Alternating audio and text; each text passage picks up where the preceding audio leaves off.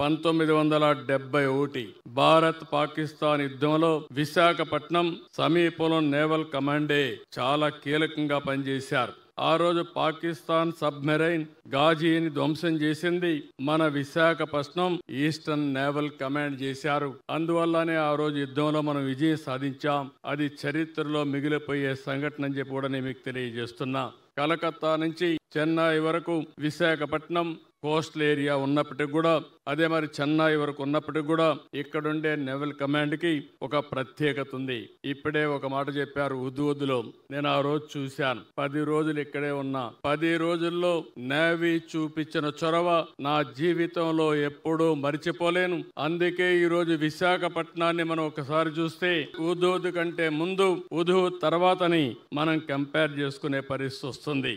అలాంటి ఈరోజు దేశ రక్షణకే కాదు, ఏదైనా విపత్తు వస్తే ఏ విధంగా కాపాడతారో ఇప్పుడే డెమాన్స్ట్రేషన్ లో కూడా చూపించారు. ఒక వరదలు వచ్చినా, ఒక ఆపద వచ్చినా, లేకపోతే తుఫాన్ వచ్చినా అందరికంటే ముందుండేది ఈ నేవీ ముందుంటారు. బాధితులను కాపాడతారు. ముఖ్యంగా మత్స్యకారుల్ని ఈ యొక్క తుఫాన్ సమయంలో ప్రాణ రక్షణ చేసే ఏకైక దళం ఈ నేవీ దళం అని చెప్పి కూడా నేను మీకు తెలియజేస్తున్నా.